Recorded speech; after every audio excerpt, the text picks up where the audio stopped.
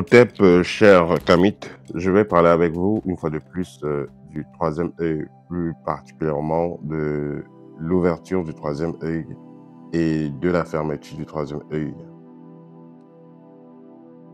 À la base, la plupart d'enfants qui naissent, surtout à l'heure actuelle où nous sommes à une période où l'humanité a besoin d'une guidance spéciale pour passer à une nouvelle étape, il y a donc des enfants qui vont naître avec des capacités particulières. Certains parlent souvent des enfants indigo ou d'autres appellations. En fait, ça renvoie aux enfants qui viennent avec des capacités particulières pour pouvoir guider les autres.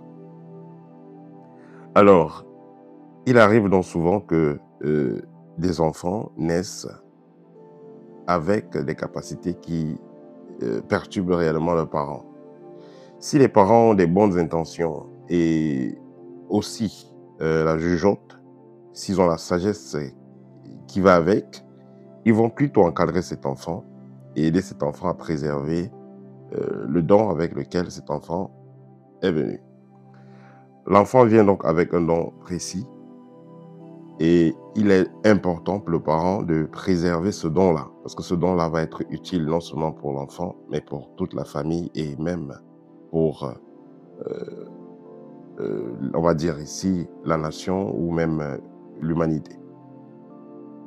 Il faut noter que toutes les personnes qui ont eu à apporter un changement, que ce soit dans leur pays, que ce soit dans l'humanité, c'est les personnes qui avaient un troisième œil ouvert. C'était les personnes visionnaires. Le troisième œil ne se limite pas seulement à avoir des visions, c'est-à-dire à voir des choses apparaître, avoir des esprits, non. Le troisième œil, ça renvoie aussi à une personne qui a la capacité de ressentir les choses et d'anticiper. Par exemple, vous faites de la politique, vous prenez des décisions parce que vous avez un certain ressenti. Vous avez un esprit qui est assez affûté. Vous prenez des décisions, même si on n'est pas d'accord avec vous. Après 5 ans, 10 ans, on dit « Ah, celui-là avait raison ». Le troisième, on l'appelle le troisième également l'œil de l'esprit. Or, vous savez très bien, il est dit « l'esprit sait ». L'esprit sait. Donc, quand vous arrivez quelque part, en une fraction de seconde, vous dites « la noire, je ne peux pas rester ». Vous regardez quelqu'un, j'ai pas confiance en ces personnes. Vous regardez quelqu'un en une seconde, ah, j'ai confiance en ces personnes. Là, c'est l'esprit qui agit, qui parle. Il est donc important pour les parents de préserver le troisième œil de leurs enfants. Comment? Il y a des choses déjà qu'il faut éviter.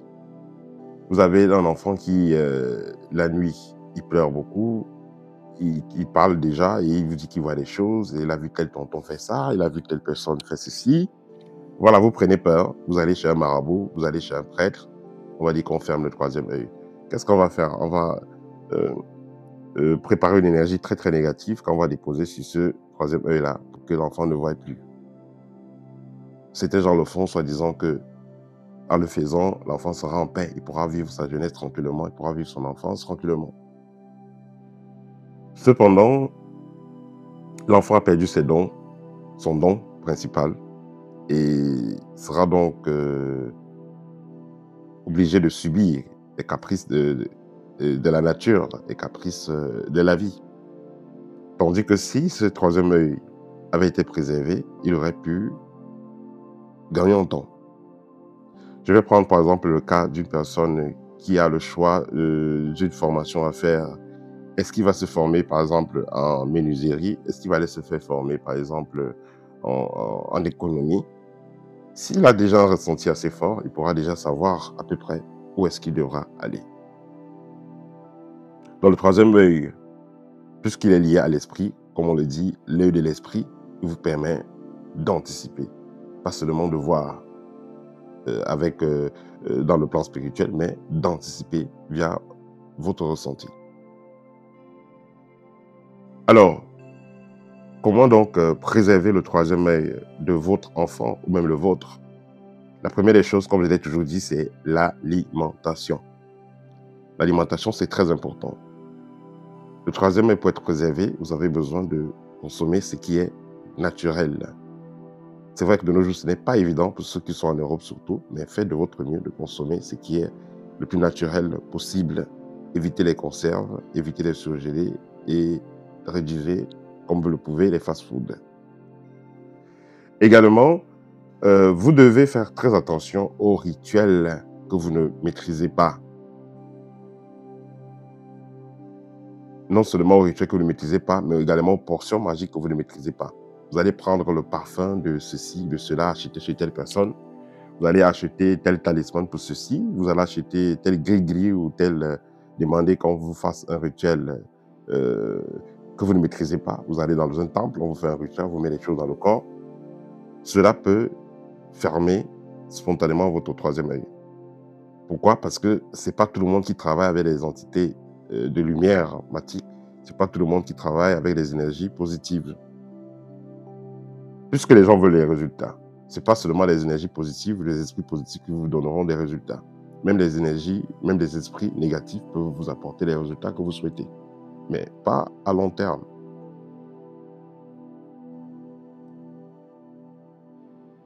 Voilà.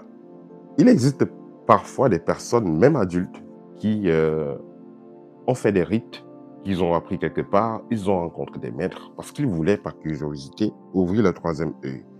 Et ces personnes décident donc de fermer le troisième œil. Consciemment, ils décident donc d'aller encore contacter quelqu'un pour fermer le troisième œil. Les gens vont contacter aussi dans le passé pour fermer le troisième œil.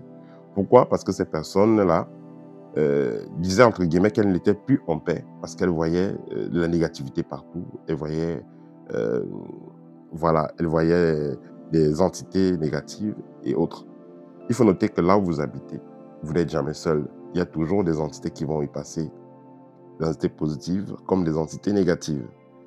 Si vous avez un troisième œil qui est fonctionnel et vous êtes donc capable de voir cela quand vous êtes donc sur votre lit, c'est très bien. Vous avez vu des entités négatives, gardez votre calme et chassez-les afin qu'elles ne viennent pour vous perturber. L'idéal, quand vous avez déjà activé votre troisième œil, que ce soit une activation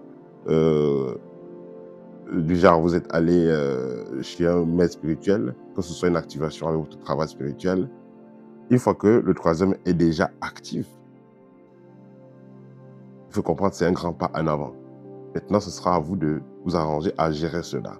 Si vous avez ouvert le troisième œil avec un travail personnel, vous aurez la vibration qu'il faut pour pouvoir maintenir ce troisième œil-là. Et comme je l'ai toujours dit, il est mieux d'ouvrir les chakras, le troisième œil sur le sixième chakra, il est mieux d'ouvrir ces chakras crescendo. Si vous n'avez pas travaillé sur les chakras du bas, vous ouvrez directement le troisième œil, il est clair qu'il n'y aura pas de maîtrise, il n'y aura pas d'équilibre, et là, ça va vraiment vous perturber. Mais si vous avez travaillé sur les chakras du bas, en montant, jusqu'au niveau du troisième œil, alors là, il y aura l'équilibre. C'est un peu comme quelqu'un qui commence à faire la philosophie sans avoir fait la base du français, de la langue française. Celui qui fait les cours de philosophie en français, par exemple. Vous n'avez pas la base en littérature et vous voulez faire la philosophie, c'est un peu délicat. Vous n'avez pas la base dans une langue et vous voulez faire soit la philosophie ou la littérature dans ces langues-là, sans avoir la base, ça sera délicat. Vous voulez lire sans avoir appris l'alphabet, ça sera délicat. Donc, c'est pareil. Alors, pour conclure, l'avantage du troisième œil, comme je l'ai dit au départ, ça vous permet, l'essentiel, ça vous permet d'anticiper. Et quand ça vous permet d'anticiper, vous gagnez en temps, vous évitez de faire les mauvais choix, vous évitez de tomber dans les pièges. Et vous voyez la réalité telle qu'elle est. Vous pouvez donc habiter dans une maison, vous partez louer une maison. Dans cette maison, il y a des parasites, il y a des entités négatives qui y vivent. Et vous avez des blocages tout le temps dans votre vie, vous ne comprenez pas ce qui se passe. Malgré les purifications, les bains que vous faites, les blocages continuent. Une fois donc que le troisième œil sera donc activé, vous serez donc capable de voir ce qui se passe en réalité autour de vous.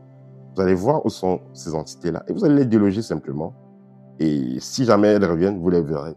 Mais ce qui est là, c'est qu'une fois que ces entités-là savent que vous les voyez, il faut de quand elles partent, elles ne viennent plus.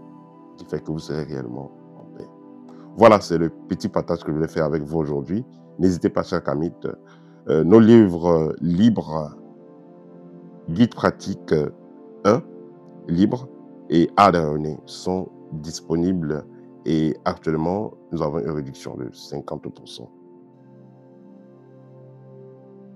N'hésitez pas également de me contacter pour les formations que je propose, formation sur la libération spirituelle, formation sur le rayonnement, formation sur l'ouverture des capacités extrasensorielles. Vous êtes un homme d'affaires, vous êtes dans la politique, vous êtes dans le sport, vous voulez développer vos capacités extrasensorielles, y compris le troisième œil, donc la clairvoyance, clair ressenti et autres. Nous avons une formation spéciale pour cela. Contactez-nous et vous aurez plus d'informations. Au TEP et à très bientôt.